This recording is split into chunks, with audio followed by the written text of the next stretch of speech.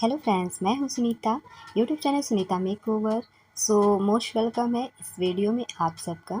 फिर से हर बार की तरह मैं रिबॉन्डिंग लेकर के आई हूं इस वीडियो में और सब कुछ दिखाने वाली हूं। कैसे यहां पे ड्रायर यूज़ किया जाता है, कैसे क्या वॉश करेंगे, और मेरा हीना कोटिंग बाल है यहाँ पे। उससे पहले आप मेरे चैनल पे नए हैं तो प्लीज़ फटाफट से सब्सक्राइब कर लीजिए और वीडियो आखिर तक ज़रूर वॉच कीजिएगा। और देखने के बाद अच्छा लगे तो एक लाइक ज़रूर कीजिएगा। यहाँ पे इनके हेयर्स इस तरह के हैं, नेचुरल पूरा। और मैंने वॉश कर लिया था, इससे पहले ये वॉश करके आई थी घर से, मैंने बता दिया था। और हर क्लाइंट्स को मैं बता देती हूँ कि घर से वॉश करके आइए, ताकि कम से कम हमारा टाइम लगे वॉश करने में। तो शैम्पू मैंने कर लिया था यहाँ पे और पूरी तरह से ड्राई कर लिया है मैंने। इनके बाल बहुत ही पतले हैं, किसी किसी के बाल देखते हो मोटे होते हैं, मोटे मोटे, बट इनके पतले हैं। यहाँ पे मैं लोरियल का एक्सटेंशन क्रीम यूज़ करने वाली हूँ, जो मेरा रेजिस्टेंस क्रीम है। और आपको भी पता होगा, जो करते हैं उन लोगों को पता होगा कि हीना कोटिंग बालों में एक्स्ट्रा रेजिस्टेंस क्रीम यूज़ करते हैं। बट इनका काफ़ी टाइम हो गया था मेहंदी लगाए, काफ़ी गैप हो गए थे। उसके बाद मैं यहाँ पे काम कर रही हूँ। ड्राई अच्छे से कर लेना है। हेयर वॉश जब भी करो तो आप प्योरीफाई शैम्पू से यूज़ करना है, वॉश करना है बालों को। और पूरी तरह से 100% वॉश करने के बाद आप सुखा लीजिए बालों को। अगर आपका वर्जन हेयर है आपके क्लाइंट्स का, तो 20% गीले पे भी अप्लाई कर सकते हो क्रीम को। ठीक है, क्रीम हमारा यहाँ पे निकल गया है, अप्लाई हो रहा है और बहुत ही ज़्यादा थिक होता है। इसे अप्लाई करना वाकई में बहुत ही मुश्किल हो जाता है, जो लगाने में टाइम भी लगता है।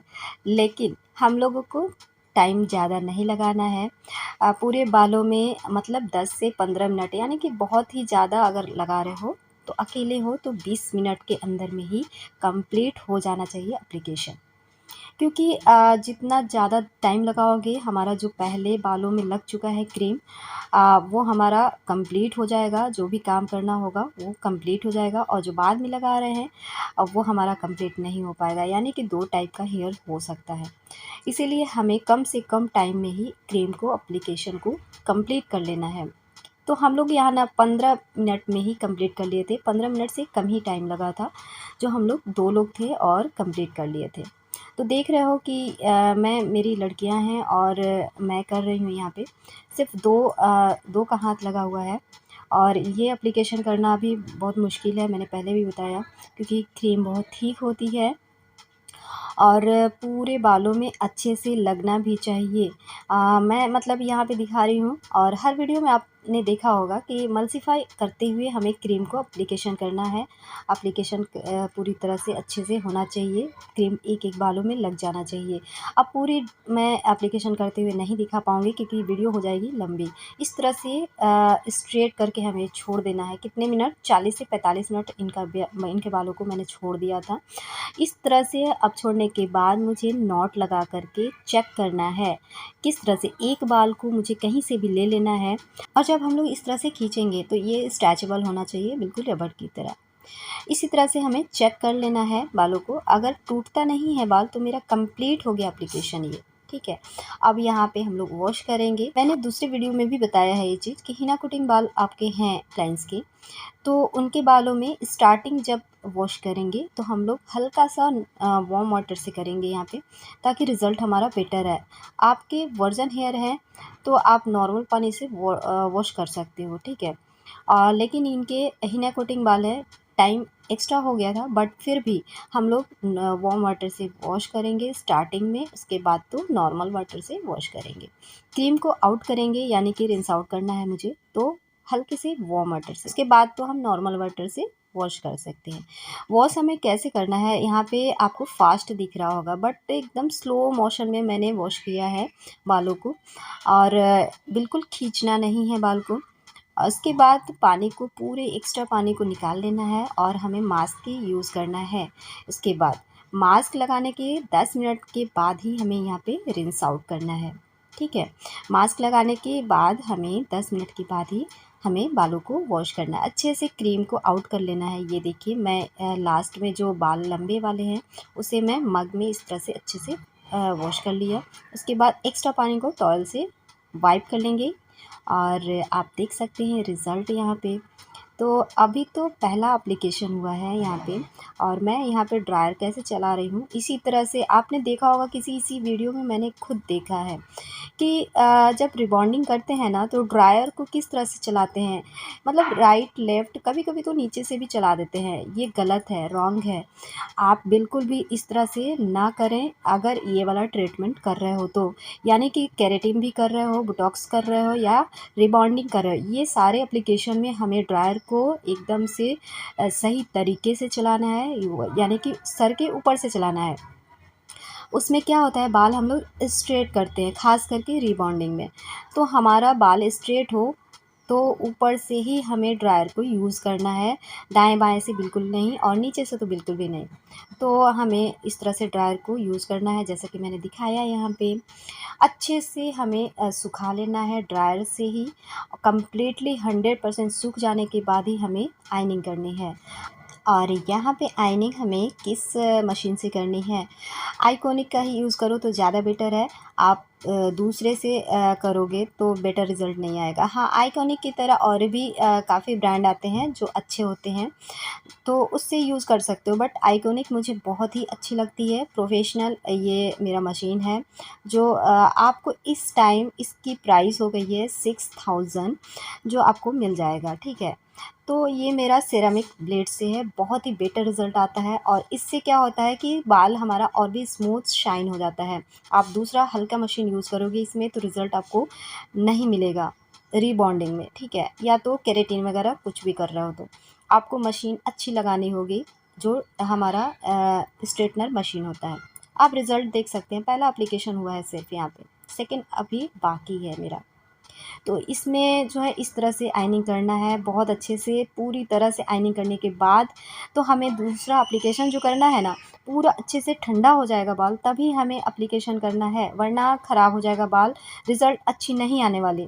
तो हमारा पूरा अच्छे से ठंडा हो गया था बाल, यानी कि आयनिंग जब हम लोग करते हैं तो काफ़ी हीट टेम्परेचर पे देते हैं, यानी कि फुल टेम्परेचर पे हम लोग आयनिंग करते हैं पूरा, यानी कि 230 पे मैंने किया था और फुल पे करना भी चाहिए, ताकि हमारा स्ट्रेट अच्छे से हो बाल। कंप्लीटली फर्स्ट आयनिंग हमें पतले-पतले सेक्शन लेकर के करने होते हैं। तो हमारा फुल टेम्परेचर पे जब होता है ना तो बाल काफ़ी हीट हो जाती है, थोड़ा-सा टाइम लगता है, यानी कि 15 से 20 मिनट आप वेट कर लीजिए, तब हमें यहाँ पे न्यूट्रलाइज़र को एप्लीकेशन को अप्लाई करना है, ठीक है। सेकंड एप्लीकेशन यही होता है न्यूट्रलाइज़र, जो मैं यहाँ पे शुरू कर दी हूँ, ठीक है। अब यहाँ पे इसी तरह से जस्ट मैंने पहला एप्लीकेशन जैसे किया था, उसी तरह से सेकंड एप्लीकेशन भी करना है और इसी तरह से मल्टीप्लाई करते हुए सारे बालों में अच्छे से लग जाना चाहिए। हाँ, पहला एप्लीकेशन जब मैंने किया तो वहाँ पे शायद मैंने नहीं बताया। पहला एप्लीकेशन जब हम लोग अप्लाई करते हैं बालों में, तो रूट से 1 इंच ज़रूर छोड़ देना चाहिए, ठीक है। मतलब 1 इंच नहीं तो आधे इंच ज़रूर छोड़ दो। रूट में बिल्कुल नहीं लगना चाहिए। फर्स्ट एप्लीकेशन, सेकंड एप्लीकेशन आप थोड़ा-सा रूट से भी लगा दोगे तो नो प्रॉब्लम, बट इसे भी छोड़ के आधे इंच लगाओ तो ज़्यादा बेटर है, ठीक है। तो हमें यहाँ पे इसी तरह से जैसा कि फर्स्ट एप्लीकेशन लगाया, उसी तरह से सेकंड को भी लगाना है। आप देख सकते हो अच्छे से कोम करके, और इसे भी लगा करके स्ट्रेट ही रखना है। फर्स्ट एप्लीकेशन में शायद मैंने नहीं बताया कि होल्ड कैसे रखना है। क्लाइंट्स को हमें बोल देना है, फर्स्ट एप्लीकेशन में रेयर होता है, बहुत ही हमें कॉम्प्लिकेटेड केस होते हैं जो फर्स्ट एप्लीकेशन हम लोग करते हैं। वहाँ पे हमें क्लाइंट्स को कह देना है कि आपके अपने सिर को बिल्कुल भी नहीं हिलाना है, ठीक है। वहाँ पे मतलब 40 से 45 मिनट, यानी कि बाल के अकॉर्डिंग हमें जितने टाइम होल्ड रखने हैं, उतने टाइम अपने सिर को बिल्कुल भी न हिलाएँ। क्लाइंट्स हमारे, अपने क्लाइंट्स को हमें बता देना है। सेकंड एप्लीकेशन में थोड़ा-सा इधर-उधर हल्का-सा कर सकती हैं, हल्का-सा। बट इसमें भी अगर होल्ड रखें तो ज़्यादा बेटर है, और इसे ज़्यादा टाइम नहीं रखना होता है। अगर बाल मेरा वर्ज़न है तो आप 10 मिनट रखिए, अगर हिना कोटिंग है तो आप 5 मिनट और भी एक्स्ट्रा ले सकते हो, ठीक है। 10 से 15 मिनट इसे हम रखेंगे, उसके बाद तो इसे वॉश करेंगे। इस तरह से लगा करके अच्छे से हमें स्ट्रेट ही रखना है, और यहाँ पर भी क्लाइंट्स को ज़्यादा हिलाना नहीं है। यहाँ पर भी हमें होल्ड ही रखना है, क्लाइंट्स को बता देना है, ठीक है। सारे बाल को इसी तरह से अच्छे से लगा करके कंप्लीटली स्ट्रेट मोशन में ही छोड़ देना है बालों को। सिर्फ 10 से 15 मिनट, क्योंकि इनका भी हीना कोटिंग था, कुछ टाइम हो गया था, बट हीना लगाती हैं, यूज़ करती हैं, इसलिए मैंने ज़्यादा से ज़्यादा 15 मिनट रखा था मैंने। यहाँ पे चेक नहीं करना है, आप 10 से 15 मिनट रखें क्रीम को। उसके बाद तो फिर से हम वार्म वाटर से ही वॉश करेंगे यहाँ पे, क्योंकि बाल हमारा मेहंदी लगा हुआ था। ऐसे मेहंदी लगे बालों में अगर नॉर्मल वाटर से वॉश करते हो ना, तो बाल हमारा ड्राइनेस थोड़ा-थोड़ा दिखता है, अच्छे से शाइन नहीं आती। और आप वार्म वाटर से स्टार्टिंग क्लीन करोगे, बाद में आप नॉर्मल वाटर से करोगे, तो आपके बालों में एक्स्ट्रा शाइन आएगी, ठीक है। तो यहाँ पे हल्के से वार्म वाटर लिया मैंने और इसी तरह से वॉश करना है, खींचना बिल्कुल भी नहीं है। आपको दिख रहा होगा कि मैंने फ़ास्ट काम किया है यहाँ पे, बट यहाँ पे वीडियो को थोड़ा-सा फ़ास्ट किया है, क्योंकि वीडियो हो जाती है लंबी, सारे प्रोसीजर इसमें दिखाने पड़ते हैं, इसलिए थोड़ी-सी वीडियो छोटी रहे, इसीलिए कहीं-कहीं मैंने वीडियो को फ़ास्ट किया है। अब यहाँ पर भी हम लोग मास्क यूज़ करेंगे और मास्क को अच्छे से अप्लाई करने के बाद 10 मिनट तक रखना है। हर क्लाइंट्स को सजेशन देनी है कि 3 डेज़ का रूल क्या है। मैंने सब कुछ बता दिया था और हर किसी को, मैं जिसको भी करती हूँ, सारे रूल बता देती हूँ, ताकि हम लोगों का कोई भी कंप्लेन बाद में ना हो, ठीक है? कंप्लेन ना करें क्लाइंट्स हमारे। तो हमें सारे रूल प्रिकॉशन सारे बता देने हैं कि क्या इसमें 3 डेज़ में प्रिकॉशंस रखने हैं, ठीक है।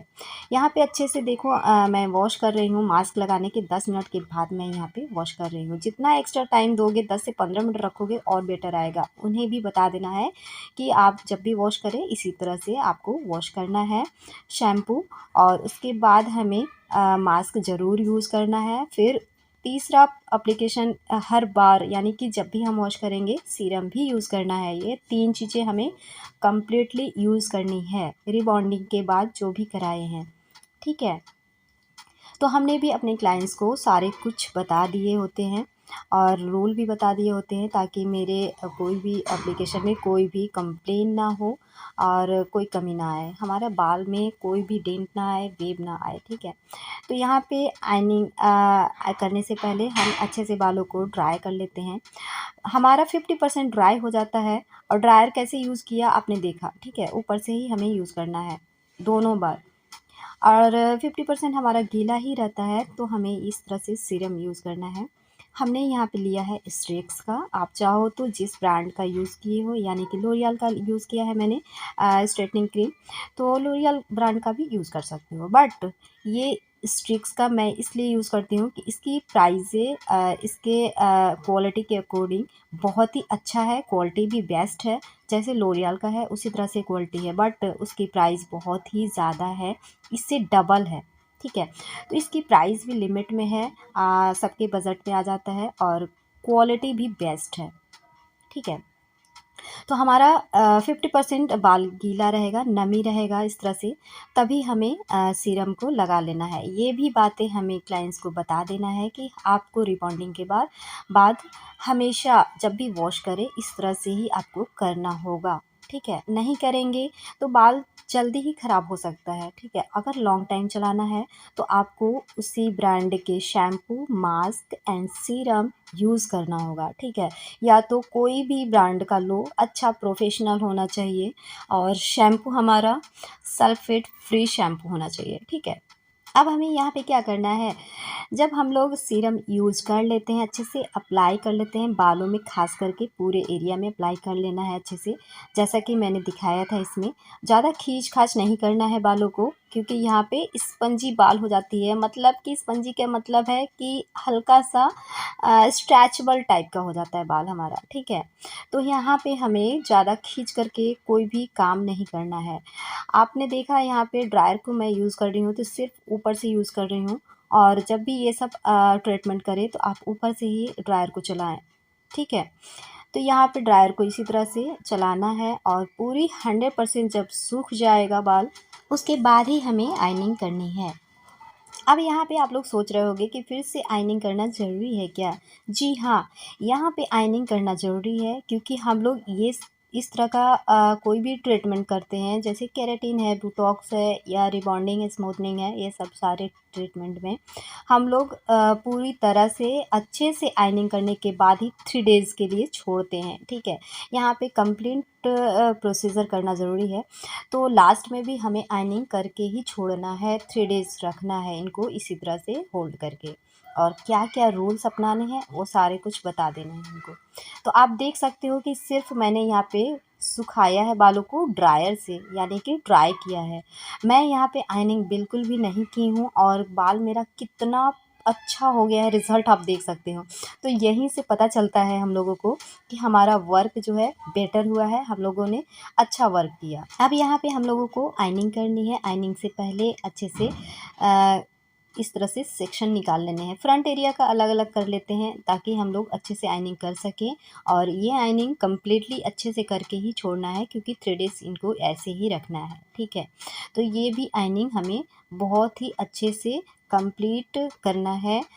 छोटे-छोटे सी सेक्शन लेकर के करने हैं, और जहाँ पर भी देखेंगे अच्छे से नहीं हुआ है तो बहुत अच्छे से क्लियर कर लेना है, उसके बाद ही हमें छोड़ना है। आप देख सकते हो सेक्शन क्लिप लगाया है मैंने, तो बहुत ही नॉर्मली तरीके से लगाया है, ज़्यादा बालों को मोड़ा नहीं है और ना ही यहाँ पे मूव किया है, ना ही ट्विस्ट किया है, ठीक है। इसी तरह से लास्ट में हमें, अगर मेरे पास कोई भी स्टूडेंट है या कोई भी हेल्पर है तो आप उसकी मदद से करो तो ज़्यादा बेटर है, हमें क्लिप नहीं लगानी पड़ेगी, यानी कि सेक्शन क्लिप नहीं लगाने पड़ेंगे। अगर नहीं है, जैसे कि मैं यहाँ पे अकेले कर रही हूँ, तो आप नॉर्मली तरीके से इस तरह से सेक्शन क्लिप को लगा सकते हो, ठीक है। अब उसी तरह से जैसा कि फर्स्ट बार मैंने आयनिंग किया, उसी तरीके से यहाँ पे भी आयनिंग करनी है अच्छे से। और आप देख सकते हो जितना भी मैंने रिबॉन्डिंग की वीडियो डाली है, आप मेरे चैनल पे बहुत सारे रिबॉन्डिंग की वीडियो देख सकते हो। स्मूथनिंग इसी को बोलते हैं, हेयर स्ट्रेटनिंग, रिबॉन्डिंग इसी एप्लीकेशन को बोलते हैं, इसी ट्रीटमेंट को बोलते हैं, ठीक है। तो इसी तरह से आयनिंग करनी है जैसा कि पहली बार किया था मैंने, और कम्प्लीटली कर लेना है अच्छे से, जब तक कि बाल अच्छे से नमी हमारा चला ना जाए बालों से, तब तक मुझे आयनिंग करनी है। अब फर्स्ट एप्लीकेशन में जब हम लोग आयनिंग करते हैं ना, तो वहाँ पे हम लोग 5 से 10 बार आयनिंग को प्रेस करते रहते हैं, ठीक है, जब तक अच्छे से हमारा स्ट्रेट ना हो जाए बाल। बट सेकेंड बार आयनिंग करते हैं ना, तो यहाँ पे भी हम लोग नॉर्मली तरीके से करते हैं, बस स्ट्रेट अच्छे से हो जाना चाहिए और बालों में कोई भी नमी नहीं रहना चाहिए, ठीक है। अच्छे से ड्राई करते हुए हमें आयनिंग कर लेना है। जब तक ड्राई ना हो, जब तक भाप निकल रहा है, समझ लीजिए मॉइस्चर है बालों में, तो उसे हमें पूरी तरह से क्लीन कर लेना है, यानी कि अच्छे से आयनिंग कर लेना है इस तरह से। सारे बालों को हमें अच्छे से आयनिंग करने के बाद, तो हमें आयनिंग करते समय ही हमें अपने क्लाइंट्स को बता देना है सारे रूल, जो भी उन्हें डाउट लगे आप कंप्लीटली रूल बता दीजिए, 3 डेज़ का रूल क्या होता है। और आपको अगर मेरे वीडियो पे देखना होगा, मेरे चैनल पे देखना होगा, तो वीडियो को आप देख सकते हो कि 3 डेज़ में रूल क्या-क्या अपनाते हैं, फॉलो क्या-क्या करने होते हैं। उन 3 दिनों में अगर मेरी क्लाइंट्स कोई भी लापरवाही करती हैं, कोई भी गलतियाँ करती हैं, बालों से रिलेटेड गलतियाँ, तो बाल कहीं से भी ख़राब हो सकते हैं, डेंट आ सकते हैं, बालों में वेव आ सकते हैं, बाल ड्राइनेस हो सकते हैं, आगे चल कर के बाल हमारा और भी ज़्यादा फॉलिंग होने लगेगा, ठीक है। ये सारी चीज़ें हमें कंप्लीटली बता देनी है। इस चीज़ की वीडियो मैंने डाल रखी है, मेरे चैनल पे देख सकते हो वीडियो को, कि 3 डेज़ में हमें क्या-क्या रूल अपनाना है, कैसे हमें सोना है, कैसे हमें पंखे के नीचे हवा नहीं लगनी चाहिए और धूप डायरेक्टली नहीं रखना चाहिए, लगना चाहिए। उन 3 दिनों में तो बहुत ही रेयर केस होता है जो हमें सँभाल के रखने हैं बालों को, और नॉट कहीं से भी नहीं लगाना है, कानों के पीछे नहीं ले जाना है।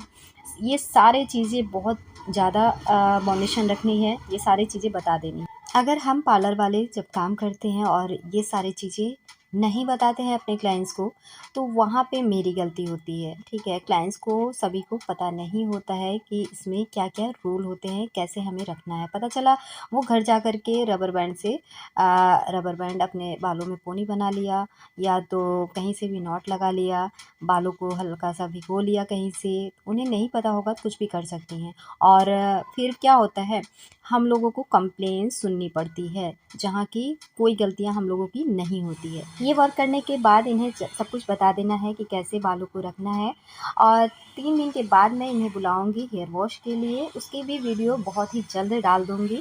आप लोग मेरे चैनल पे ही जा कर के वीडियो को देख सकते हो कि हेयर वॉश में क्या-क्या कैसे करते हैं और मेरे क्लाइंट्स के बालों का रिज़ल्ट क्या है। तो आप फाइनली में देख सकते हैं कि कंप्लीट होने के बाद हमारा रिज़ल्ट कुछ इस तरह का है।